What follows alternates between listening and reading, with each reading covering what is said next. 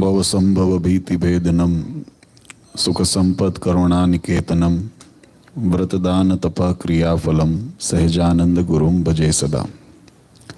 વર્ણિવેશ રમણીય દર્શનમ મંદહાસ્ય રુચિરાનનાંબુજમ પૂજિતમ સુરનરોત્તમે મુદા ધર્મનંદનમહં વિચિંતયે. ત્વં સુકાંતવૃતમ કાંતમ ત્વં કાંતમ સર્વદોગતમ ત્વં ગતે દ્વૈક દેવત્વમ ત્વં વંદે ભક્તિકાસુતમ. સર્વ અવતારી સર્વ કારણના કારણ આપણા સૌના મોક્ષદાતા ઈષ્ટદેવ ભગવાન શ્રી સ્વામિનારાયણ, સ્વામિનારાયણ સંપ્રદાય દક્ષિણ વિભાગ અધિષ્ઠાતા દેવ વડતાલવાસી શ્રી લક્ષ્મીનારાયણ દેવ હરિકૃષ્ણ મહારાજ, ઉત્તર વિભાગ અધિષ્ઠાતા દેવ શ્રી નરનારાયણ દેવની સ્મૃતિએ સહિત કેનેડાની ધરતી ઉપર આજની આ દિવ્ય સત્સંગ સભા આપણે જેમના પટાંગણની અંદર ઉજવી રહ્યા છીએ એવા અહીંયા નિજ મંદિરમાં વિરાજમાન ભગવાન રામચંદ્રજી, રાધાકૃષ્ણ દેવ આદિ સર્વે દેવોના દિવ્ય સાનિધ્યમાં આજની આ દિવ્ય સભામાં ઉપસ્થિત ધર્મકુળ આશ્રિત વાલા સર્વે અમારા સત્સંગી હરિભક્તો, સર્વ ધર્મ પ્રેમી સજ્જનો, સર્વ મોક્ષભાગી જીવાત્માઓ, દરેક ભક્તજનોને અમારા હૃદયપૂર્વક જય સ્વામિનારાયણ. વાલા ભક્તો, આજે વિઝિટરને આંગણે આપણને દિવ્ય સત્સંગ સભાનો યોગ પ્રાપ્ત થયો એ આપણા જીવનના ખૂબ મહદ ભાગ્ય ગણાય. આપણા શાસ્ત્રોની અંદર એક બહુ સુંદર વાત સંતોએ, ઋષિમુનિઓએ, આચાર્યોએ આપણને સમજાવી કે જીવાત્માને પરમ શાંતિની અનુભૂતિ ક્યાં થાય છે. આમ તો વ્યવહારિક દ્રષ્ટિએ જોઈએ તો દરેક વ્યક્તિની પોતાની સુખની વ્યાખ્યા એ જુદી હોય છે. વચનામૃતની અંદર મહારાજે બહુ સુંદર વાત સમજાવી. ભગવાન કહે કે જેની રુચિ જે તરફ હોય, ઇન્ટરેસ્ટ, જે વિષયમાં જેની રુચિ હોય એ વિષયની પ્રાપ્તિ થાય એટલે વ્યક્તિને આનંદ થાય. પછી ઘણી બાબત એવી હોય જે પ્રકૃતિને અનુરૂપ હોય, પોતાના સ્વભાવને અનુરૂપ હોય, આપણને ગોઠતું હોય. ગુજરાતી શબ્દ છે ગોઠવું, ખબર પડે છે ને? આપણને કમ્ફર્ટ ઝોન એમાં ફીલ થતો હોય. તો એવી પરિસ્થિતિની અંદર પણ આપણને સુખ શાંતિની અનુભૂતિ થાય.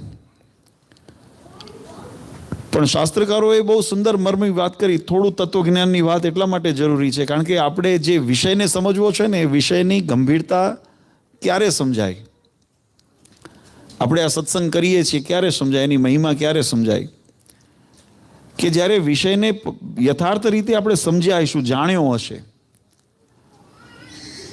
તો શાસ્ત્રકારોએ બહુ સુંદર વાત સમજાવી. મહારાજ કે ઘણી વખત આપણી ઈચ્છા પૂર્તિ થાય તો આપણને એની અંદર સુખની અનુભૂતિ થાય. ઘણી વખત આપણને કમ્ફર્ટ ઝોન મળતો હોય એની અંદર આપણને સુખની અનુભૂતિ થાય.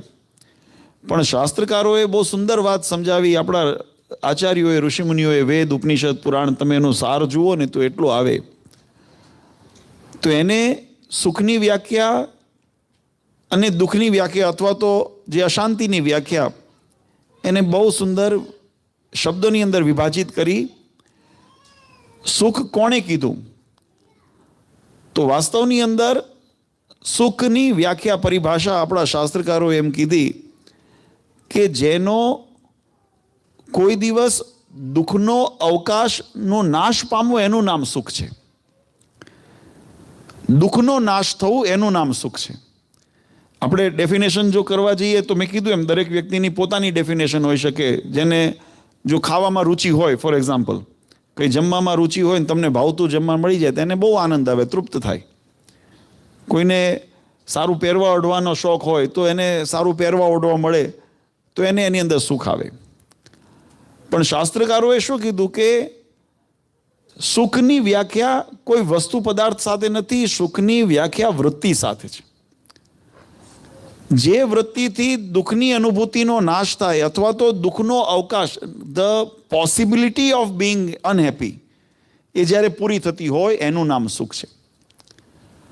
યાજ્ઞવલ્ક્ય ઋષિએ સ્મૃતિની અંદર આ વાત એવી રીતે સમજાવી કે આ ઇન્દ્રિયોથી જીવાત્મા જે જે વિષય ભોગવે છે, આ દેહ કરીને જીવાત્મા જે જે સંસારના વિષયો ભોગવે છે, એ વિષયો પ્રથમ તો જીવાત્માને સુખરૂપ જણાય છે, પણ અંતે એ જ જે સુખ છે એ દુઃખનું નિમિત્ત બને છે. હવે આપણને એમ થાય જે વસ્તુ સુખ આપે તો એનું દુઃખનું નિમિત્ત કેમ બને? આ પ્રશ્ન મનમાં થાય ને.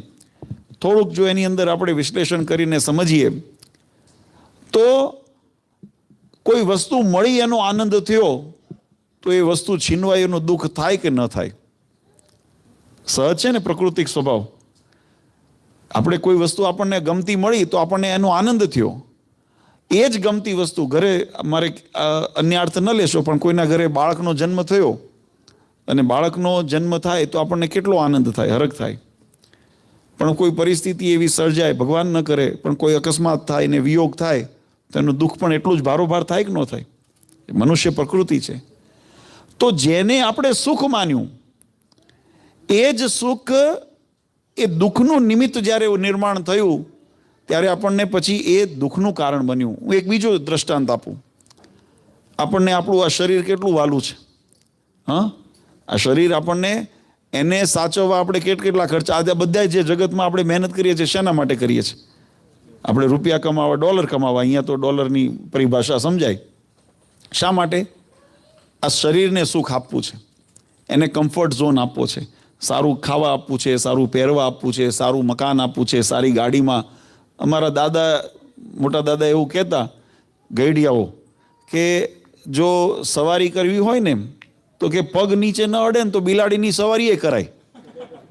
એટલે એક સમજવા માટે કે મૂળ હેતુ શું છે? Transportation, to move from one place to another. એક જગ્યાએથી બીજી જગ્યાએ જવું, પગ નીચે ન અડવા જોઈએ. તો મહત્વ એનું નથી. પણ અત્યારે એની અંદર પણ આપણે કમ્ફર્ટ ઝોન ગોઠવીએ તો મર્સિડીઝ, જેગુઆર, બેન્ઝ, બધી અલગ અલગ કંપની, બધા નામ મને નહીં આવડતા, એ આમનો વિષય છે. એમને બધા ઘણા નામ આવડે છે. પણ આપણે કમ્ફર્ટ ઝોન જોઈએ ને. હા, આપણા ગઈડિયાઓ હતા તો સાયકલ લઈને સંતોષ માનતા. હવે આપણી પાસે થોડી સમૃદ્ધિ થઈ તો આપણે સુખ આપવા માટે શરીરને સંતોષ.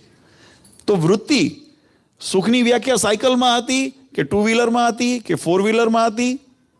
તો એ ડેફિનેશનની અંદર જો સાયકલ મળવાથી આપણે આનંદમાં હતા તો સાયકલમાં સંતોષ થઈ જવો જોઈએ ને. પણ થાય છે? નથી થયો. કારણ કે એ એનું ત્યાં એની એક મર્યાદા છે. મર્યાદા પૂરી થઈ પછી કંટાળો આવવા માંડે. તમે નાના કોઈ પણ આ દ્રષ્ટાંત સમજાય છે ને? ન સમજાય તો હાથ ઊંચો કરજો તો આપણે થોડુંક વધારે, નહીં તો હું આગળ વધીશ. બરાબર? ન સમજાય તો થોડુંક રેઝ હેન્ડ કરજો તો મને ખ્યાલ આવે તો આપણે એની અંદર રિપીટ કરશું, નહીંતર આગળ વધવું. એટલે નહીંતર આપણે સમયસર પૂરું નહીં થાય. અને આ તો કેવું છે કે રાત થોડી ને વેહ જાજા. આખી રાત જો આપણે પથારી કરવામાં, કહેવત ખબર છે ને? હા, પથારી કરવામાં રાત જો બગાડીએ તો સુવાનો અવસર મળે નહીં. એના માટે એક જગ્યા ખૂણો પકડીને હુઈ જવાય. એમાં આપણે પણ આ જગતની અંદર અમે જ્યારે ભણતા ને ત્યારે મારા એક ગુરુજી હતા, મને સંસ્કૃતનું જ્યારે અમે ભણતા ત્યારે મને વાત કરે કે ઋષિમુનિઓએ કેટલું સુંદર બધું વ્યાકરણ વગેરે, પાણીની ઋષિને બધાના વ્યાકરણ તમે જુઓ તો લઘુ સિદ્ધાંત, કૌમુદીને આ બધું એની અંદર એમને ખૂબ મહેનત કરીને કેટલું સંશોધન કર્યું ત્યારે આ બધું લખ્યું. હમણાં મદનભાઈએ વાત કરીને કે આ નંદ સંતોએ અથાગ મહેનત કરીને આપણા સત્સંગી જીવન, વચનામૃત, ભક્ત ચિંતામણી આદિ અનેક ગ્રંથો, મહારાજના ચરિત્રોને, મહારાજના સિદ્ધાંતોને, મહારાજની વાતોને, હા, તમે એનાથી કદાચ જૂની ઇતિહાસની અંદર જઈએ તો વેદવ્યાસજીએ 18 પુરાણ લખ્યા, 4 વેદ લખ્યા, ઉપનિષદો, સ્મૃતિઓ, અનેક ઋષિમુનિઓએ અથાગ મહેનત કરીને, સંશોધનો કરીને આ જીવાત્માનું હિત થાય એના માટે કેટલો સુંદર દાખલો કર્યો. એટલે મને મારા ગુરુજી એમ કે આ આટલું એમને મહેનત કરી છે, આપણે તો ક્યાં એવી મહેનત સંશોધન કરવાનું છે? આપણે રિસર્ચ વર્ક તો છે નહીં આપણા ભાગમાં. એવું રિસર્ચ કરવું તો કેટલું ભટકવું પડે. આપણે તો તૈયાર બાણું મળ્યું છે ને આપણે ખાલી એને ગોખી લેવાનું છે. હા, આપણે તો યાદ કરી લેવાનું છે. અત્યારે મેં ખાલી રમૂજમાં મેં તર્ક કર્યો, મેં કીધું જેને આ લખ્યું ને એની આયુષ 1000 વર્ષની હતી. એને 200-500 વર્ષ કદાચ આ સંશોધનમાં કાઢ્યા ને તો 200-500 વર્ષમાં એની પાસે પૂરતો સમય હતો ત્યારે એને આ બધું સંશોધન કરીને લખી શક્યું. મેં કહ્યું આપણી આયુષ્ય 100 વર્ષની, એમાં એ લગભગ 50% આયુષ્ય તો આપણી સુવામાં જાય છે. તમે જુઓ આપણો દિવસનો ક્રમ 24 કલાકમાંથી 12 કલાક દિવસ, 12 કલાક રાત્રિ. બરાબર? તો 12 કલાક રાત્રિનું આપણા નિંદ્રામાં જાય. એમાં અડધું જીવન આપણું નિંદ્રામાં જતું રહ્યું 50 વર્ષ. હવે 50 વર્ષ રહ્યા, એમાં અમુક 10 વર્ષની સુધીની આયુષ્ય બાલ્યાવસ્થા કહેવાય, નિર્દોષપણું. જ્યારે આપણી બુદ્ધિ શક્તિ એટલી બધી ખીલી ન હોય, એટલો વિચાર શક્તિ ન હોય, અને આપણે રમતગમતમાં ને પછી મોજ મસ્તીમાં ને પોતાની રીતે એમને એ વેડફાણી હોય, એટલે 10 વર્ષ એ માઇનસ કર્યા, વધ્યા પાછે 40. છેલ્લા 20 વર્ષ તમે જો 15, 65, 70 વર્ષ પછીની ઉંમર તમે જુઓ ને તો એ પરવશતા પરાધીન થઈ જાય છે. એની અંદર આપણે શંકરાચાર્ય જે કીધું, અંગમ ગલિતમ પલિતમ તુંડમ દશવિનમ જાતમ તુંડમ વૃદ્ધો યાતિ ગ્રહિત્વા દંડમ તતમિન વંચતી આશા પિંડમ. આપણું શરીરની અવસ્થા કેવી થઈ જાય તો કે આંખે દેખાય નહીં, કાને સંભળાય નહીં, મોઢું બોલવામાં જીભ થોતલાય, પગે આપણા ચાલે નહીં, હાથ આપણા કામ ન કરે, આવી પરિસ્થિતિ હોય એટલે પરવશતા જેને કીધી. તો 15-20 વર્ષ છેલ્લા તમે એક કાઢ નાખ્યો, રહ્યા વચ્ચે 25 વર્ષ કેટલા રહ્યા? કેલ્ક્યુલેશન ફાવે છે ને? 50% સુવામાં ગયા, બરાબર, ભોગ વિલાસ માયાની નિંદ્રા, એની અંદર આપણા 50 વર્ષ ગયા. 10 વર્ષ બાળપણની અંદર રમત ગમતમાં કોઈ વિચાર્યું જ નથી આપણે શું કરવું ને શું નહીં, તો બસ મોજ કરીને મસ્તી કરી, એમ કરીને કાઢ્યા. છેલ્લા વર્ષે વિચાર્યું ખરું આમાં કરવું જોઈતું હતું, આ રહી ગયું, આટલું બાકી રહી ગયું, પણ એ વખતે આપણી શરીર શક્તિ સંપત્તિ આપણને સાથ ન દીધી કે જેથી કરીને આપણે એ કાર્યને સુધારી શકીએ, એટલે એ પણ નિષ્ક્રિય થયા. 20 વર્ષની અંદર કેટલી મોટી જવાબદારી, ભણવાનું, ગણવાનું, કમાવાનું, ભણવું છે ને, એટલે એ જવાબદારી, આ બધું કરવાનું, ઘરની ચિંતા, માવતરની ચિંતા, દેશની ચિંતા, આ બધી ચિંતા કરવાની ને એની અંદર પછી કલ્યાણની ચિંતા, આ મોટી વધારાની ચિંતા, ખરી કે નહીં? આ બધું કરવાનું આપણી પાસે અવકાશ હોય. હવે આપણે જો એને આપણે કરીએ, પણ આ તો રમૂજની અંદર વાત કરી, પણ અહીંયા આગળ જેમ હમણાં મદનભાઈએ વાત કરીને, જ્યારે એવી બુદ્ધિ શક્તિ આપણી કામ ન કરતી હોય ત્યારે શું કરવું જોઈએ? જ્યારે મહાભારતનો એક બહુ સુંદર પ્રસંગ છે, લાક્ષાગૃહ હતું ને, પછી પાંડવોને એમાંથી બચીને નીકળ્યા, પછી વનની અંદર ભટકતા હતા. કુંતીજીને એક વખત તરસ લાગી, એટલે કુંતીજીને તરસ લાગી એટલે કુંતીજીએ પાંડવોને કીધું કે ભાઈ મને થોડું પાણી પીવડાવો. એટલે પાંડવોમાં પહેલા સહદેવ ગયા, નકુલ ગયા, ભીમ ગયા, અર્જુન ગયા, બધા વારા ફરતી ગયા, પણ કોઈ પાછું. યુધિષ્ઠિરને ચિંતા થઈ માતાજીને, કંતી માતાને, કે ભાઈ આ બધા ગયા પાછા નો આવ્યા. એટલે ત્યાં જઈને જોયું તો એક તળાવનો કિનારો હતો અને ત્યાં બધા મૃતાવસ્થાની અંદર બધા પડ્યા હતા. એટલે એમને આશ્ચર્ય થયું કે મારા આટલા શૂરવીર ભાઈઓ છે, અહીંયા કોઈ વન્ય પ્રાણી નથી, કોઈ એવા શત્રુઓ નથી, તો આ પરિસ્થિતિ કેમ થઈ? ત્યાં યક્ષ પ્રગટ થયા અને કીધું કે આ બધા મારી આજ્ઞા વગર મારું જળ લેતા હતા એટલે એમની આ દશા થઈ છે. તમારે પાણી લેવું હોય તો પ્રશ્ન પૂછ્યો, એનો જવાબ આપો, પછી હું તમને પાણી લેવા દઉં. એટલે એ કથા બહુ લાંબી છે, પણ હું સાર એનો કહું. એની અંદર યક્ષે 5 પ્રશ્ન પૂછ્યા છે અને યુધિષ્ઠિર એના જવાબ આપ્યા છે. એની અંદર એક બહુ મહત્વનો પ્રશ્ન છે, કો પંથાહ, આ જગતની અંદર કયો રસ્તો શ્રેષ્ઠ છે? રસ્તો જે આપણને પોતાના લક્ષ્ય સુધી પહોંચાડે, કયો રસ્તો સત્ય માનવો? ત્યારે યુધિષ્ઠિરે એનો બહુ સુંદર ઉત્તર કર્યો કે આપણા શાસ્ત્રોની અંદર સમય પ્રમાણે, હમણાં જેમ સંપ્રદાયોની વાત કરીને, આમાં અમારા માટે આ સ્વામિનારાયણ સંપ્રદાય ઇઝ ધ યંગેસ્ટ સંપ્રદાય, પણ ધર્મની દ્રષ્ટિએ ઇઝ ધ ઓલ્ડેસ્ટ ધર્મ. કારણ કે we all belong to same culture, જેને વૈદિક ધર્મ કહેવામાં આવે છે. સનાતન એ અવસ્થા છે, અનાદિકાળથી જે ચાલી આવી પરંપરા છે એની અવસ્થા છે કે જેનો નાશ આ એક શાસ્ત્રની અંદર લખ્યું, એક ચોકડીની અંદર 4 યુગ આવે, સતયુગ, દ્વાપર, ત્રેતા અને કળયુગ. આવા અનંત ચોકડી, આ 4 ચોકડીનો એક મહાયુગ થાય. આવા અનંત મહાયુગોની અંદર આ જગતની સૃષ્ટિ અને આત્યંતિક જેને પ્રલય કહેવામાં આવે એવું પ્રલય થયા છે. અને જીવ પણ જ્યારે પ્રલય થાય ત્યારે જીવ માયામાં લીન થાય, માયા બ્રહ્મમાં લીન થાય, અને બ્રહ્મ પરબ્રહ્મની અંદર લીન થઈ જાય. અને જ્યારે ભગવાન પુનઃ સૃષ્ટિનો સર્ગ જ્યારે મૂકે, એટલે સંકલ્પ કરે નવી સૃષ્ટિ રચવાની, ત્યારે વળી પાછી પ્રકૃતિ માયા આધીન. વચનામૃતની અંદર એક બહુ સુંદર વાત આવે છે. મહારાજે અનાદિ ભેદ બતાવ્યા છે. 5 પ્રકારના ભાઈ ગરડનું વચનામૃત છે. એમાં મહારાજ કે આદિ ભેદ કયા છે? આપણે ઘણી વખત બધાને સરખું જ માનીએ છીએ, પણ એવું નથી. મહારાજ કે જીવ, ઈશ્વર, માયા અને બ્રહ્મ, પરબ્રહ્મ આ અનાદિ છે. જીવની 3 કક્ષા બતાવી. જીવ છે ઈશ્વર કોટીને પામ્યો, ઈશ્વર બ્રહ્મ સ્થિતિને પામ્યા, આ 3 કોટી જીવની છે. અને માયા અને પરબ્રહ્મ પુરુષોત્તમ નારાયણ. પછી એના વ્યાપકપણાની મહારાજે વાત કરી કે અન્વય પ્રણુ ને અતિરેક પ્રણુ કેવી રીતે કહેવાય. મહારાજ કે જ્યારે જીવ છે ને શરીરની અંદર એકાત્મ ભાવથી, શરીરના દેહ ભાવથી જ્યારે વ્યાપક થઈને શરીરની અંદર રહ્યો હોય ત્યારે એને અન્વયપણું કહેવાય. અને જ્યારે સત્તારૂપ રહ્યો હોય, આ શરીર પોતે જુદું છે અને આત્મા એ સત્તારૂપ છે, જુદો છે એનાથી, એના માલિક છે, એનો દ્રષ્ટા છે, એનો કર્તા છે. જેમ ક્ષેત્ર અને ક્ષેત્રજ્ઞનો ભેદ શાસ્ત્રોએ બતાવ્યો. અને એવી રીતે આત્માનું સ્વરૂપ જ્યારે કહે ત્યારે એનું વ્યતિરેકપણું કહેવાય. એ જ રીતે જે આ સૃષ્ટિ છે, જે ઈશ્વર જે છે એ પોતાના 3 દેહથી જ્યારે પર થઈને વર્તતા હોય ત્યારે અન્વયપણું, વ્યતિરેકપણું, થયું. એ જ રીતે આ માયાનું જે સર્જન, એવી બ્રહ્માંડ, એ બ્રહ્માંડની અંદર રહેલું જે અક્ષર તત્વ જે એની અંદર વ્યાપક થઈને બ્રહ્મ તત્વ રહેલું છે એનું અન્વયપણું છે. જ્યારે સત્તારૂપ રહેતું હોય ત્યારે વ્યતિરેકપણું છે. અને એ જ રીતે જીવ, ઈશ્વર, માયા, બ્રહ્મ આદિની અંદર જે વ્યાપકપણે અને અંતર્યામીપણે રહેલા છે પરબ્રહ્મ પુરુષોત્તમ નારાયણ, એનું અન્વયપણું છે. જ્યારે પોતાની સત્તા માત્ર સ્વતંત્ર રહ્યા હોય, બધું પોતાની અંદર લીન કરી લઈને પોતાનું સર્વસત્તાધીશ જે રહ્યા હોય એ પરબ્રહ્મ પુરુષોત્તમ નારાયણ, એ પરમાત્માનું વ્યતિરેકપણું છે. સમજાણી કઈ વાત?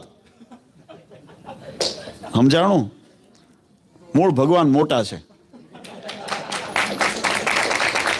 ટૂંકમાં આજે વાત કરીને શાસ્ત્રની અંદર જે વાત લખી છે એ શાસ્ત્રની વાતને યથાર્થપણે સમજવી પડે, અને એને સમજવા માટે શાસ્ત્રની મર્યાદાને સમજવી પડે અને એનો સાર પકડાય. એટલે જ્યારે યુધિષ્ઠિરને પૂછ્યું કે કયો પંથ સાચો, કયો માર્ગ સાચો, ત્યારે યુધિષ્ઠિરે વાત કરી કે શાસ્ત્રની અંદર તો વિવિધ મત જોવા મળે છે, વિવિધ એની અંદર કદાચ કોઈ, કારણ કે દરેક દેશ, કાળ, ક્રિયા અને પરિસ્થિતિ, વ્યક્તિની રુચિ, વ્યક્તિની સમજણ, એને આધીન થઈને મારે કોઈ બાળકને સમજાવવું હોય તો એને એ એક્ઝામ્પલ આપીને સમજાય, કોઈ વડીલને સમજાવવું હોય તો એને એ એક્ઝામ્પલ આપીને સમજાવાય, એવા શબ્દોની અંદર સમજાવાય. યંગસ્ટરને સમજાવવું હોય તો એને અનુરૂપ થઈને વાત કરવી પડે. તો જેમ એ અનુરૂપતાના હિસાબે વાતની અંદર પરિવર્તન આવે, પણ વાતના સારની અંદર, સિદ્ધાંતમાં પરિવર્તન ન આવે, એમ આપણો સનાતન વૈદિક ધર્મ, એનો સાર એક છે. સંપ્રદાયોના માધ્યમથી જે પરિસ્થિતિ, જે સમયને અનુરૂપ, જ્યારે જેવી અનુકૂળતા અને જેવી પરિસ્થિતિની જરૂરિયાત ઊભી થઈ, આચાર્યોએ, સંતોએ, ઋષિમુનિઓએ એને એ રૂપની અંદર પ્રસ્તુત કરી અને આપણને ધર્મ આપ્યો. એટલે એની અંદર વિવિધતા જોવા મળે છે, પણ એની અંદર વાસ્તવમાં વિવિધતા નથી. કારણ કે બધાનું લક્ષ્ય એક છે કે યદ્ગત્વાના નિવર્તન્તે તદ્ધામમ પરમમ મમ. ગીતાજીની અંદર ભગવાન કૃષ્ણચંદ્રે કીધું ભગવાનનું ધામ કેવું છે કે જ્યાં ગયા પછી જીવાત્માને પુનર્જન્મ ન વિદ્યતે, જન્મ મરણના ચક્રમાં ન આવવું પડે. એવી જે પ્રાપ્તિ, એ પરમધામની પ્રાપ્તિ, એ દરેક જીવનો અધિકાર છે, એનું લક્ષ્ય છે. અને એ પ્રાપ્તિ કરાવી શકે એવો જે માર્ગ છે, અને જે માર્ગે મહાજનો યેન ગતા સપંથા, યુધિષ્ઠિર કે જે માર્ગ ઉપર મુક્તો ચાલ્યા, જે માર્ગ ઉપર ગ્રહસ્થો ચાલ્યા, જે માર્ગ ઉપર ભગવાનના ભક્તો ચાલ્યા, અને એ જે માર્ગ છે જેનો આપણને પ્રમાણિત માર્ગ હોય, એ માર્ગ ઉપર ચાલવું ને એ જ મોક્ષનો અને શ્રેષ્ઠ માર્ગ શાસ્ત્રોની અંદર બતાવ્યો છે. એટલે કહેવાની પાછળનો જ્યારે ઘણું બધું આપણી સામે ઉપસ્થિત થતું હોય ત્યારે એની અંદર બહુ આપણું મન બુદ્ધિ દોડે નહીં, તો કમસે કમ એટલું તો ચોક્કસ રાખવું કે ભગવાને જે શિક્ષાપત્રી, વચનામૃત, ગીતાજીની અંદર આજ્ઞા કરી છે, અને એ આજ્ઞાને અનુસરીને જે મુક્તોએ પોતાના લક્ષ્યને પ્રાપ્ત કર્યું છે, એ પ્રસાદીભૂત અને માર્ગ છે. એ માર્ગને ચાલીએ ને એ શ્રેષ્ઠ માર્ગ છે, આપણા માટેનો શ્રેષ્ઠ માર્ગ છે. આજે ખૂબ સુંદર આનંદની વાત એ છે, આપણી મૂળ વાત કરતા હતા સુખની વ્યાખ્યા, બસ થોડી વાતમાં એ વાતને પૂરી કરીએ તો સુખની પરિભાષા આપણે જ્યારે આપણી રીતે કરવા જઈએ છીએ તો જેને સુખ માન્યું છે ઘણી વખત એ દુઃખનું નિર્મિત બનતું હોય છે. આપણે જ્યારે જુવાની હોય અને શરીરને પોષણ માટે આપણે સારું ખવડાવતા હોઈએ, સારું પહેરાવતા હોઈએ, અને કેટલી માવજત, નાનો મોટો તાવને આવ્યું હોય ને તો આપણે ડૉક્ટર પાસે જતા હોઈએ, એની દવા કરીએ, એને ખૂબ માવજતથી સાચવીએ છીએ. પણ એ જ જ્યારે વૃદ્ધાવસ્થા આવી જાય, તમે જોજો ઘણી વખત અમે અનુભવ કર્યો છે, ઘણી જગ્યાએ કોઈના ખબર કાઢવા ગયા હોય ને ત્યારે આપણી આગળ આજીજી કરતા હોય, પ્રાર્થના કરતા હોય કે મહારાજ ભગવાનને પ્રાર્થના કરો, આ અમને આમાંથી મુક્તિ આપે.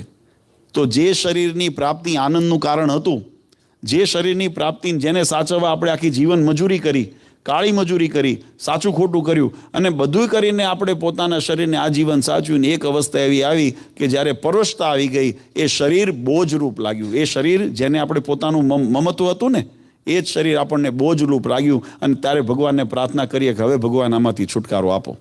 તો સુખનું કારણ હતું એ દુઃખમાં પરિણ્યું. એટલે શાસ્ત્રકારોએ જ્ઞાન આપ્યું કે જે જગતની અંદર નાશવંત પદાર્થ છે, એટલે યાજ્ઞવલ્ક્ય ઋષિએ સ્મૃતિની અંદર આ વાત લખી કે જેને આપણે સુખ માનીએ છીએ એ સુખની ભ્રમણા છે, અને હકીકતે એ અંતે દુઃખની અંદર પરિણમે છે. આ જગતની અંદર, સૃષ્ટિની અંદર જે પણ આપણે, એનો અર્થ એ નથી કે જંગલમાં જઈને રહેવું. નહીં તો પાછા બધાને એમ થાય કે આટલો ખર્ચો કરીને કેનેડા આવ્યા અને હવે આવીને બાપુજી કહે છે કે આ બધું તો માયા છે, તો હવે અમારો ખર્ચો શું કરવો?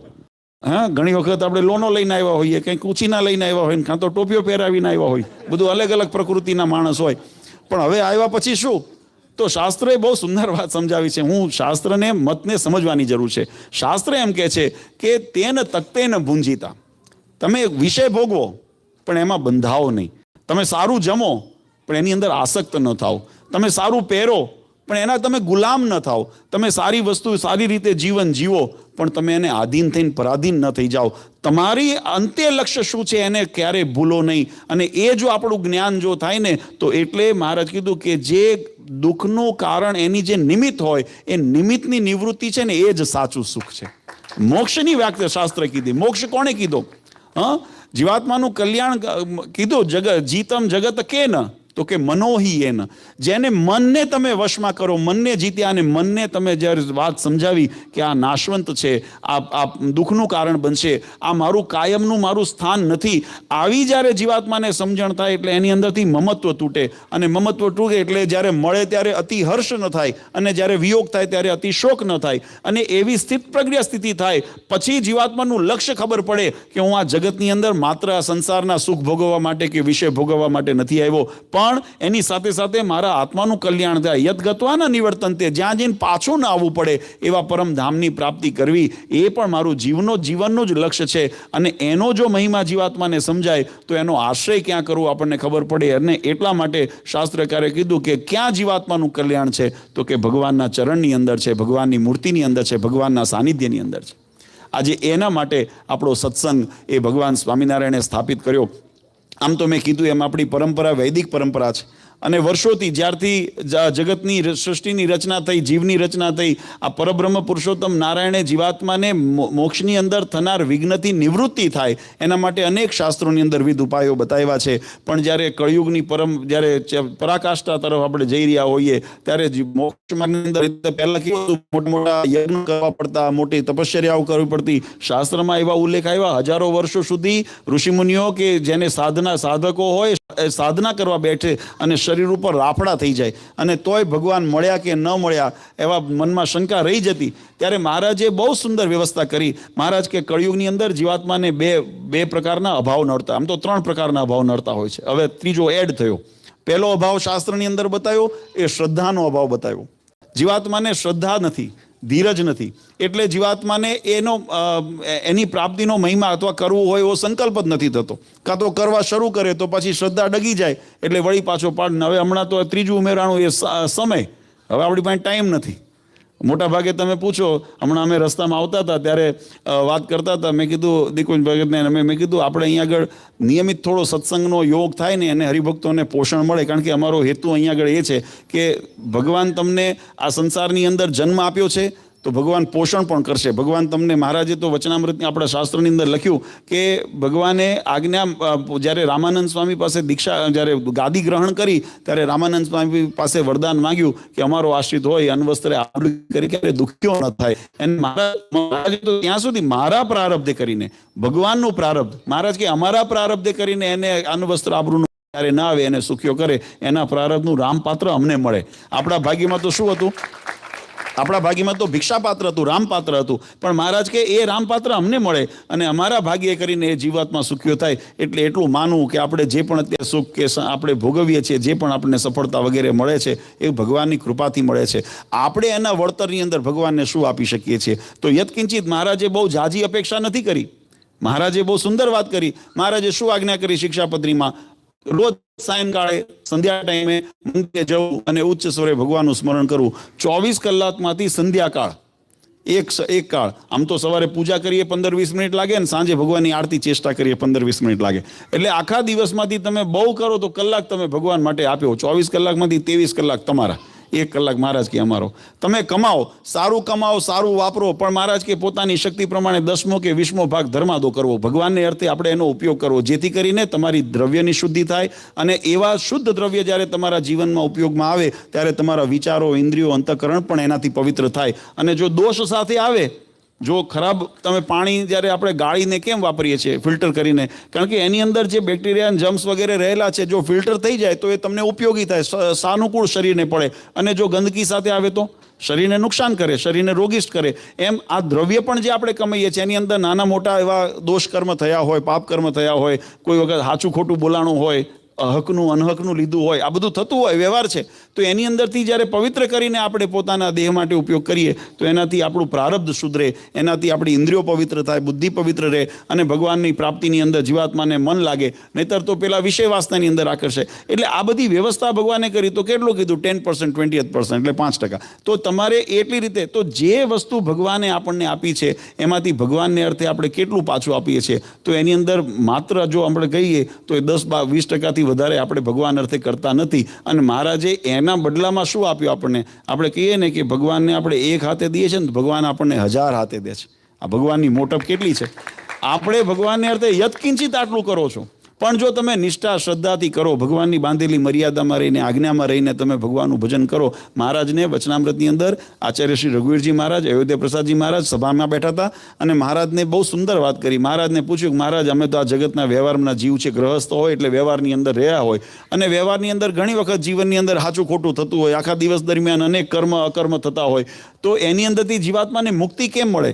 અને બીજું, ભગવાનના ધામની પ્રાપ્તિ કેમ થાય, ભગવાન રાજી કેમ થાય? ત્યારે મહારાજે બહુ સુંદર વચનામૃતની અંદર એનો ઉત્તર કર્યો. મહારાજ કે પહેલું કે જીવાત્મા પોતાના મન, બુદ્ધિ, અંતઃકરણ, ઇન્દ્રિયોને ભગવાનના સ્વરૂપમાં એકરૂપ કરીને, ફરી તમે સમજો, પોતાનો દેહ, શરીર, અંતઃકરણ, 4 પ્રકારની મન, બુદ્ધિ, ચિત્ત ને અહંકાર, 4 અંતઃકરણ કીધા. અંતઃકરણ અને પોતાના આત્માને, આ ત્રણેયને એક લક્ષ કરીને ભગવાનના મૂર્તિની અંદર એકાગ્ર કરે, સ્થિર કરે. અને પછી ઘડી બે ઘડી પણ જો ભગવાનનું ભજન કરે ને, મહારાજ કે એક તત્કાળ ફળને આપનારું થાય છે, અનંત ગણું ફળને આપનારું થાય છે ને, એનાથી જીવાત્માને કર્મબંધનમાંથી મુક્તિ મળે છે. એટલે આપણે કરવાનું શું, શીખવાનું શું એમાંથી? અર્થ એવો નહીં, અનર્થ ન કરશો કે આપણે જીવનમાં મન ફાવે કરવાનું પછી ભજન કરી લેવાનું. મન ફાવે એવું નહીં કરવાનું, આજ્ઞામાં રહીને કરીએ. પણ એ ઘડી બે ઘડી જે આપણે જીવનની અંદર ભગવાનને અર્થે જો આપણે ભક્તિ કરી, માળા કરી, ઉપાસના કરીને અને જો એકાગ્રચિત કરીને, તો મહારાજ કે તમને કદાચ જાણે અજાણે દોષ અદોષ થયા હોય તો મહારાજ કે એ કર્મબંધનમાંથી તમને મુક્તિ આપી અને અમે તમને એ સુખને પ્રાપ્તિના અધિકારી બનાવશું, અમારા ધામના અધિકારી બનાવશું. અને બીજું મહારાજે વરદાન, મહારાજ રઘુવીરજી મહારાજે પૂછ્યું કે આ જીવનું કલ્યાણ કેમ થાય? ત્યારે મહારાજે કીધું કે પોતાનું જે ગણતા હોઈએ, આ પોતાનું દેહ, પોતાનું ધન, પોતાનું ધામ. ધન એટલે માત્ર રૂપિયા નહીં, ધન એટલે સંપત્તિ, પુત્ર, પરિવાર, જે પણ પોતાનું ગણતા હોય એ બધી સંપત્તિ પોતાના ધનની અંદર આવે. તો દેહ, ધન, ધામ પોતાનું, જેને પોતાનું માન્યું હોય કે આ મારું છે, તો એને ભગવાનના સેવાની અંદર યત્કિંચિત સમર્પિત કરવું. મહારાજ કે જીવાત્માનો બેડો પાર થઈ જાય, કોઈ વિઘ્ન ન રહે. આ 2 સિદ્ધાંત. એટલે મેં કીધું કે જે શાસ્ત્રોની અંદર, ઉપનિષદોની અંદર આપણા ઋષિમુનિઓએ, આચાર્યોએ જે વાતને બહુ ગહનતાથી, વિસ્તારથી લખેલી છે, સમજવી હોય તો, અને જેને જ્ઞાન અંગ હોય તો એ જ્ઞાન, અમે સૌ હમણાં પધરામણીમાં ગયા તો અમે વાત કરતા હતા, આપણે છેલ્લી પધરામણી મિતુલભાઈ ત્યાં અમે પધરામણી ગયા હતા તો અમને વાત કરતા હતા, તો મેં એમને સમજાવ્યું, મેં કહ્યું દરેકની પ્રકૃતિ જુદી હોય, દરેકના વિચારો જુદા હોય, દરેકની રુચિ જુદી હોય. તો આ સંપ્રદાયોની વ્યવસ્થા જે થઈ હોય અથવા સત્સંગની અંદર જે વિવિધ અંગો બનાવ્યા એની વ્યવસ્થા એટલા માટે થઈ. જો 4 પ્રકારના પુરુષાર્થ બતાવ્યા, ધર્મ, ભક્તિ, જ્ઞાન ને વૈરાગ્ય, 4 પ્રકારની સ્થિતિ બતાવી, ધર્મ, અર્થ, કામ અને મોક્ષ. તો આ 4 પુરુષાર્થની સિદ્ધિ કરવા માટે અલગ અલગ ઉપાય શા માટે બનાવ્યા? ધર્મ એક જ રાખ્યો હોત તો, ભક્તિ ન રાખી હોત તો, માનો ભક્તિ રાખી હોત તો, ધર્મ ન રાખ્યો હોત તો, ધર્મ અને ભક્તિ રાખ્યું હોત, જ્ઞાન ન રાખ્યું હોત તો, ધર્મ, ભક્તિ, જ્ઞાન રાખ્યું હોત, વૈરાગ્ય ન રાખ્યું હોત તો આ તમામ જે અંગો બતાવ્યા એની પાછળનું કારણ છે કે તમામ અંગ એકબીજાના પૂરક બનીને તમને મદદરૂપ થાય છે. ધર્મની વ્યાખ્યા શું કીધી? તો કે પોતાના આશ્રમ અથવા તો જે વર્ણાશ્રમ વગેરે જે મર્યાદાઓ જે બતાવી શાસ્ત્રોની અંદર, શ્રુતિ સ્મૃતિએ પ્રતિપાદિત કરેલો સદાચાર, એનું નામ ધર્મ, શિક્ષાપત્રી. તો મહારાજે ધર્મની વ્યાખ્યા કરી. ધર્મ કોણે કીધો? તો જે તમને પવિત્ર રાખે, મર્યાદાના અંદર રાખે અને તમારી અંદર એવું જે સદ આચરણનો વ્યવહાર આવે, એનું નામ ધર્મ. ધર્મ કોઈ વિશેષ એવું નથી કે આ સંપ્રદાય હોય અથવા તો આ સમાજ હોય અથવા તો આ કોઈ એક ગ્રુપ હોય એને આપણે ધર્મ કીધો. ધર્મ વૈદિક જે પરંપરાઓની અંદર શાસ્ત્રોએ પ્રતિપાદિત કરેલો જે સદાચાર છે એનું નામ ધર્મ. ભક્તિની વ્યાખ્યા આપણા શાસ્ત્રોએ કીધી 9 પ્રકારની ભક્તિ. એમાં પણ 9 પ્રકાર બતાવ્યા. શા માટે? કે શ્રવણમ, કીર્તનમ, વિષ્ણુ સ્મરણમ, પાદ સેવનમ, અર્ચનમ, દાસ્યમ, વંદનમ, સાખ્યમ, આત્મનિવેદનમ, 9 પ્રકારની ભક્તિ બતાવી. તો એની અંદર પણ 9 પ્રકારની ભક્તિ બતાવવાનું કારણ કે દરેકની રુચિ જુદી છે. કોઈને કીર્તન ભક્તિની અંદર રુચિ થતી હોય. હમણાં ઉતારે અમે વાત કરતા હતા, મેં કીધું એને કથા વાર્તા થાય ને તો એને કદાચ કંટાળો આવે, પણ કીર્તન ભક્તિ જેમ અહીંયા તાલ ને સૂરની સાથે અહીંયા આગળ જ્યારે ભક્તિ થતી હોય તો એને મોજ આવે અને નાચવા માંડે, એની અંદર ઓતપ્રોત થઈ જાય. કેમ? કારણ કે પ્રકૃતિ સ્વભાવ એવો છે. કોઈને જ્ઞાનની અંદર હોય તો એને આમ થતું હોય તો એને એમ લાગે ઠીક છે, આ છોકરાઓ બધા ઉછળકૂદ કરે છે, પણ એને જ્ઞાન માર્ગમાં વધારે રસ હોય તો શાસ્ત્રનું મંથન થતું હોય, જ્યારે એવી વાતો થતી હોય તો એને રુચિ પડે, એની અંદર રસ લઈને સાંભળે. તો દરેક વ્યક્તિની પોતાની પ્રકૃતિને વિચાર જુદી છે, પણ કોઈ પ્રકૃતિ વ્યક્તિવાળો મોક્ષ માર્ગથી વંચિત ન રહી જાય એટલે બધાનો સમન્વય કર્યો. એટલે શાસ્ત્રોની અંદર બધાએ 9 પ્રકારની બતાવી હોય. કોઈને કથામાં રુચિ હોય તો એના દ્વારા કલ્યાણ, કોઈને કીર્તન ભક્તિમાં રુચિ હોય એના દ્વારા કલ્યાણ, ઘણાને એવું હોય સેવાનું અંગ વધારે હોય. તમે કથામાં બેસીને સાંભળવાનું કહો તો ન બેસી શકે 2 કલાક, પણ તમે એને દોડાવો, રસોડું સાફ કરવાનું છે, અહીંયા જરા ખુરશીઓ મૂકવાની છે અને આ બધું, તો સેવાનું અંગ બહુ સારું હોય. અતિ ઉત્તમ સેવા કરતો હોય અને નિસ્વાર્થ ભાવે કરતો હોય, નિર્માની થઈને થતો હોય, દાસ બનીને કરતો હોય, તો મહારાજ કે એનાથી પણ અમે કલ્યાણ કરીએ. તમે ભગવાનને કામમાં આવ્યા છો ને કેન પ્રકારે. તો આપણી પ્રકૃતિને આપણે વિચારવાની જરૂર છે.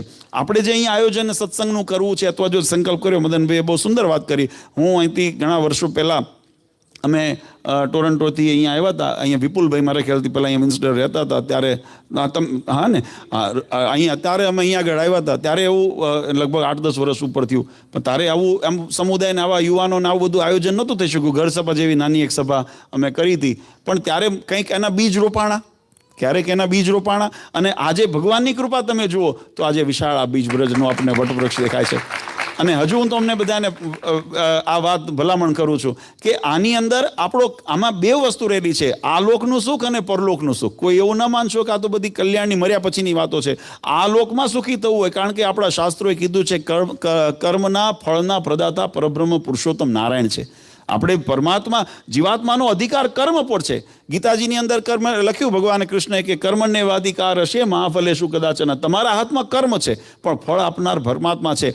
આપણે કર્મ સુધારશું તો આપણું ફળ ઓટોમેટિક સુધરશે, આપણું પ્રારબ્ધ સુધરશે. આ સંસારના સુખમાં તમે બેફામ, તમે જેને કહેવાય કે નિર્વિઘ્નપણે તમે આગળ વધી શકશો, અને અંતે ભગવાનનું ભજન કરતાં કરતાં ભવસાગર તરીને પરમાત્માના ધામની પ્રાપ્તિ પણ તમે નિર્વિઘ્ન કરી શકશો. આ બંને પ્રાપ્તિ આપણને સત્સંગ દ્વારા થાય છે, અને એટલે સત્સંગનો મહિમા છે. ખૂબ આનંદ થયો આજે વિન્સ્ટનની અંદર. બધા યુવાનોએ, હરિભક્તોએ ખૂબ સુંદર, અમારે નિકુંજભાઈ, પિનાકીનભાઈએ અને બધાએ મહેનત કરી, અને આયોજનની અંદર બધાના નામ તો કદાચ મને અત્યારે મોઢે નહીં થાય, 1-2 વખત આવીશ એટલે થઈ જશે. પણ તમે પાછું આયોજન કરશો તો આવીશ. આમાં એવું છે ને, અમને તો ઈચ્છા થાય, પણ તમે બધા કંઈક એવું સંકલન કરજો. આજે અહીંયા બહુ સરસ સંકલ્પ કર્યો છે. ભગવાનનું સાનિધ્ય છે, અને સાનિધ્યની અંદર આપણે આ મંગલ વર્ષ છે આપણા માટે. શા માટે? હમણાં જેમ મદન મોહનભાઈએ વાત કરી કે ભગવાન સ્વામિનારાયણે સ્વહસ્તે વડતાલ લક્ષ્મીનારાયણ દેવ હરિકૃષ્ણ મહારાજની સ્થાપના કરી, એના દ્વિશતાબ્દી મહોત્સવ વર્ષ ચાલે છે. પરમ પૂજ્ય આચાર્ય શ્રી અજેન્દ્ર પ્રસાદજી મહારાજના પ્રાગટ્યનો અમૃત મહોત્સવ વર્ષ ચાલે છે. આપણા જ કેનેડાની અંદર આપણું પ્રથમ વડતાલ ધામ કેલગરી મંદિરની પ્રતિષ્ઠા ઉત્સવ થવા જઈ રહ્યો છે. ત્યારે આપણે એક શુભ શરૂઆત સંકલ્પ સાથે કરીએ કે મારો અનુભવ એવો, મને વિશ્વાસ એમ કહે છે કે જો શુદ્ધ ભાવે કરીને આપણે જો ભગવાનની આગળ સંકલ્પ કરીએ ને તો ભગવાન એની અંદર ભળે છે. અને આપણા કાર્ય પછી આપણે ગોવર્ધન ઉપાડવો નથી પડતો, ભગવાન ઉપાડે છે ને, આપણે તો ખાલી લાકડીનો ટેકો. આ સંકલ્પ ભગવાન જ પૂર્ણ કરશે, પણ આપણે ભગવાનના સાનિધ્યમાં શુદ્ધ ભાવે સંકલ્પ કરીએ. એની પ્રાથમિક શરૂઆત ક્યાંથી થાય? તો આપણે અહીંયા સંકલ્પ કર્યો કે દર મહિને અહીંયા નિયમિત સભા થાય. ઘણા બધા ભક્તો આવ્યા છો, જેને પોતાના અહીંયા આપણું SS ઓસમ વિન્સરનું ગ્રુપ ચાલે છે, વોટ્સઅપ ગ્રુપ. તો જેમાં ન જોડાણા હોય તો તમારા નંબરો આપી દેજો.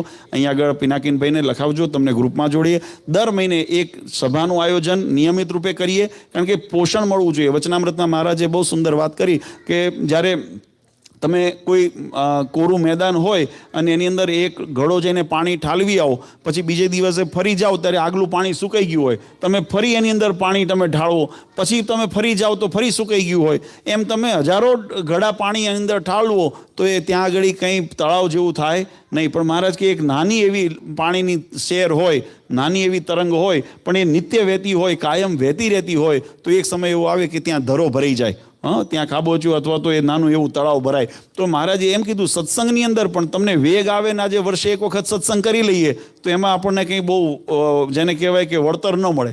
પણ નિત્ય આપણે નિયમિત રૂપે સત્સંગ કરીએ, રોજ કરો તો અતિ ઉત્તમ છે. પણ આપણે એની પરિસ્થિતિને, ઘણા બધા સ્ટુડન્ટો છો એટલે તમને અવકાશને બધી અવધિ તમારી સમજીને પણ આપણે કદાચ રોજ ન કરી શકીએ તો એક આપણે નિયમિત સભાને શરૂ કરીએ, અને એમાં તમામ બધા એની અંદર જોડાઓ, સત્સંગ કરો. યત્કિંચિત એમાં મેં કીધું 2 કીર્તન બોલો, એકાદ વચનામૃત વાંચો, ભગવાનના ચરિત્રની એકાદ વાત કરો, ધૂન ભજન પ્રસાદ લઈને છૂટા.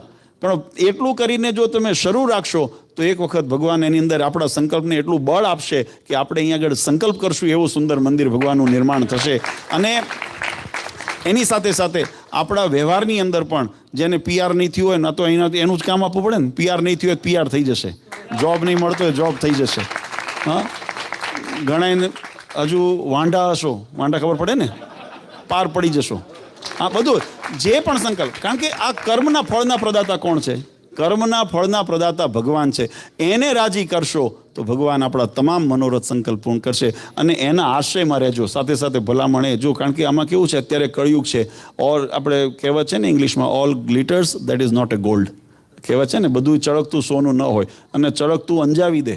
અત્યારે જગતની અંદર કળયુગ છે, ઘણું બધું અંજાવનારું પણ મળે છે, ભળતું પણ મળે છે. તમને વાતોમાં એવું લાગે કે ના સાચું જશે, પણ એવું નહીં. શાસ્ત્ર સંમત ન હોય એમાં ક્યાંય ન ઝૂકશો. શાસ્ત્ર સંમત જે વાત હોય એની સાથે ભળજો, ભગવાનની આજ્ઞામાં રહેજો, તો ભગવાન રક્ષા કરશે. મહારાજે કીધું સર્વ ધર્માન પરિત્યજ્ય મામ એકમ શરણમ વ્રજ. મહારાજ અર્જુનજી કીધું બધા વિચારોનો, બધા મતોનો, બધા ધર્મ એટલે એવું નથી ધર્મનો ત્યાગ કરજો, બધા વિચારોનો, અલગ અલગ મતોને જ્યારે વાતો આવતી હોય, મહારાજ કે બધું ભૂલીને અમારા શરણમાં રહેજો અને અમારી આજ્ઞામાં રહેજો, તો તમારું યોગ અને ક્ષેમનું વહન અમે કરશું. તમને સર્વ પાપમાંથી તમને મુકાવીને તમને પરમધામની પ્રાપ્તિ, મોક્ષેશ્યામી માસુ છે, તમને મોક્ષની પ્રાપ્તિ કરાવીશ, આવું ભગવાને વરદાન દીધું છે. અને એ જ વરદાન ભગવાન સ્વામિનારાયણે શિક્ષાપત્રીમાં કીધું, યે પાલયંતી મનુજા સત્શાસ્ત્ર પ્રતિપાદિતાન સદાચારાન સદા તેત્ર પરત્ર ચ મહાસુખા. તમે અમારી શિક્ષાપત્રીની આજ્ઞાનું પાલન કરશો તો આ લોકમાં પણ તમને સુખ્યા કરશું, અને અંતે પરલોકની અંદર પણ તમને સુખ્યા કરશું અમારા ધામની. એટલે આપણને જે ભગવાન આપીને ગયા છે એની અંદર વિશ્વાસ રાખજો, એની મર્યાદા સમજજો, ન ખ્યાલ આવે તો પૂછજો. તમને અધિકાર છે અને અમારું દાયિત્વ છે હરિભક્તોના શંકાનું સમાધાન કરવું, તમને તમારા માર્ગને નિષ્કંટક કરવો, ક્યાંક વિઘ્ન આવ્યું હોય તો દૂર કરવા, એ અમારું દાયિત્વ છે. એટલે અડધી રાતે ફોન કરવાની છૂટ અમારે, આપણે અહીંયા નિર્ણય તો પ્રકાશિત કદાચ અહીંયા આવે નહીં હોય, પણ એમાં નંબર નાખેલો છે, ને કદાચ કોઈ હોય તો જાણીતા પાસે લઈ લેજો. મારો નંબર પબ્લિકલી, કોઈ એવું ખાનગી નથી. અડધી રાતે કંઈ પણ પ્રશ્નો હોય તો ફોન કરજો, તમારી મજવણ દૂર કરજો. શાસ્ત્ર સંમત વાત હોય એને જીવનમાં સ્વીકારજો. અને મેં કીધું એમ ભગવાનમાં વિશ્વાસ રાખી ભગવાનની વિશેષ ભક્તિ કરજો. જેટલી તમે ભક્તિને બળ આપશો એટલું તમારા પ્રારબ્ધને બળ મળશે, અને જેટલું પ્રારબ્ધને બળ મળશે એટલું તમને ભગવાન દરેક રીતે સુખ્યા કરશે. તો આ આપણા આખી સભાનો સાર છે. પુનઃ એક વખત ખૂબ આનંદ થયો. બધા ભક્તો, યુવાનો ખાસ કરીને, તમે દેશથી, વતનથી, પોતાના પરિવારથી અહીંયા દૂર આવ્યા છો, પણ ડોન્ટ ફીલ જેને કે હોમ સિકનેસ તમને ન થાય એટલા માટે આપણો સત્સંગ એક પરિવાર છે. આમ તો શાસ્ત્રની અંદર વસુધૈવ કુટુંબકમની ભાવના બતાવી, વચનામૃતની અંદર પણ મહારાજે કીધું આપણા સાચા સગા કોણ, તો કે જે સત્સંગની મારફતે આપણી સાથે જોડાણા. શરીરના દેહના સગા છે, દેહની આયુષ્ય સુધી છે, પણ આત્માના જે એની સાથે સગાસગપણ થયું છે એ આપણને અહીંયા પણ ઉપયોગી થાય ને ભગવાનના ધામમાં પણ ઉપયોગી થાય. એટલે આપણે અહીંયા આગળ એક ગ્રુપ પણ ચાલે છે, યુવા સ્ટુડન્ટને, એને કોઈને નાની મોટી હેલ્પ જોઈતી હોય તો આપણે એસોસિએશન દ્વારા એને પણ નાની મોટી મદદરૂપ થવા માટે જરૂરી હોય ત્યારે માર્ગદર્શનથી લઈને બધી મદદ કરીએ છીએ. એટલે અલગ અલગ, એટલે એવી રીતે પણ તમને મદદરૂપ થશે. એટલે બધા યુવાનોને ખાસ ભલામણ છે કે આ સત્સંગમાં જોડાનો. તમને મેં હમણાં ગયા વર્ષે મેં અમેરિકાની અંદર કે કેનેડામાં ગયા વર્ષે વાત કરી કે આ છે ને આપણને બહુ મોટી તક મળી છે. યુવાનોને ખાસ કહું છું, કારણ કે નોર્મલી શું થતું હોય કે આપણે દેશમાં હોઈએ ને એટલે આપણા પરિવારના વડીલો ત્યાં હોય, અને વડીલો હોય એટલે આપણી મર્યાદા છે કે કામ એ કરે, આપણે તો મદદરૂપ થવાનું હોય. આપણને ચીંધે એટલે ખબર પડે ને, બતાવે આ કામ કરવાનું, આ કામ કરવાનું, બેટા આમ કરી નાખ, એટલે કે એટલું કરવાનું, એનાથી ઉપર વળતો જવાય નહીં. એટલે જે બુદ્ધિ શક્તિ તો પુણ્ય એમને ભાગમાં જાય, કારણ કે એમને કીધું, આપણે ભલે દોડ્યા પણ એના આ આપણને ઓપોર્ચ્યુનિટી મળી છે કે તમે તમારી જાતને પ્રૂવ કરો. અહીંયા આગળ તમને કોઈ માથે નથી. આમાં જે પાર ઉતર્યા ને એના ઉપર 7 પેઢી ગૌરવ કરશે તમારી. હા, તમારી પરિવારની 7 પેઢી કે અમે તો ભારતની અંદર રહીને સત્સંગ જાળવ્યો, અમે તો ભારતની અંદર રહીને નિયમ નિશ્ચય પક્ષને ધારણ કર્યો, અમે તો ભારતમાં રહીને સેવા કરી, ભક્તિ કરી, પણ અમારા છોકરાઓએ વિદેશની ધરતી ઉપર જ્યાં કોઈ પોષણ નહોતું અથવા એકલા હતા તો ત્યાં પણ આવી વિપરીત પરિસ્થિતિની અંદર પણ શીરસાટે સત્સંગ રાખ્યો ને અને સારું સારું કાર્ય કર્યું, ભગવાનની સેવા ભક્તિની અંદર અગ્રેસર રહ્યા. તો એના ઉપર આખો આપણા પરિવારના વડીલો બધા ગૌરવ કરશે અને 7 પેઢીનું કલ્યાણ આપણે એના દ્વારા થાય. એટલે ખૂબ ખૂબ આપણને આવો તક અવસર મળી છે ને, તો બધા એને સાર્થક કરજો. ભગવાન તમને દરેક રીતે ખૂબ બળ બુદ્ધિ ને શક્તિ આપે, જીવનની અંદર ખૂબ સફળતા આપે. તમારા જે પણ શુભ મનોરથ હોય, સંકલ્પ હોય એને પૂર્ણ કરજો. હરિકૃષ્ણ મહારાજ આપણા તમામ મનોરથ મેં કીધા બધાએ જે તમારા સંકલ્પો હોય, સંકલ્પ કરવાની ના નથી, સંકલ્પ કરજો, ભગવાન પૂરા અવશ્ય કરશે. હા, જેને કીધું વિદ્યાર્થી લભતે વિદ્યા, ધનાર્થી લભતે ધનમ, પુત્રાર્થી લભતે પુત્રા, મોક્ષાર્થી લભતેમ ગતિમ. આ બધાએ આપણા શાસ્ત્રે કીધું. જેને વિદ્યાર્થી હોય તો એને વિદ્યાની પ્રાપ્તિ થાય, ધનાર્થી એટલે કે જેને અપેક્ષા હોય નોકરી ધંધા વગેરેની અંદર તો એને ધનની પ્રાપ્તિ થાય, અને જેને પુત્ર પરિવારની સુખની પ્રાપ્તિ કરવી હોય તો એને પણ એ પ્રાપ્તિ થાય, અને મોક્ષાર્થી લભતે ગતિમ, એને જેને મોક્ષપદની કામના છે એને ભગવાન પોતાના ધામની પ્રાપ્તિ. બધી ચારેય પુરુષાર્થની સિદ્ધિ ભગવાનની કૃપાથી થતી હોય છે. તો ભગવાનનું ભજન ખૂબ કરજો, અને મહારાજ તમને બધાને ખૂબ સુખિયા રાખે એવી હરિકૃષ્ણ મહારાજ, લક્ષ્મીનારાયણ દેવ, નરનારાયણ દેવ અને અહીંયા મંદિરમાં બિરાજમાન ભગવાન રામચંદ્રજી આદિ સર્વે દેવોના ચરણારીંદમાં પ્રાર્થના કરીએ છીએ. વધારે સમય ન લેતા જે ભક્તોએ આ સભાને આયોજન માટે તન મન ધનથી સેવા કરી છે, સૌથી મોટારે સમય આપ્યો છે, એવા તમામ અમારા યુવક મંડળના સભ્યોને, જેને મદદ કરી છે એવા તમામ સભ્યોને અમે અંતરથી ખૂબ ખૂબ શુભકામના અને આશીર્વાદ આપીએ છીએ. અને ભગવાનને પ્રાર્થના કરીએ કે જેમ આ સત્સંગ થયો એમ આવતા વર્ષે વળી પાછો કંઈક એવું નિમિત્ત ઊભું થાય અને વળી પાછા સત્સંગના નિમિત્તે આપણે બધા ભેગા થઈએ અને ભગવાનનું ભજન કરીએ. એવી ભગવાન સર્વ ઉપર કૃપા વરસાવે એવી ભગવાન શ્રી હરિના ચરણારવિંદમાં પ્રાર્થના કરી બધાને એક આમંત્રણ. જો ઇન્ડિયા ઓગસ્ટની અંદર બધા આવતા હો, જેમ હમણાં મદન મોહનભાઈએ વાત કરી,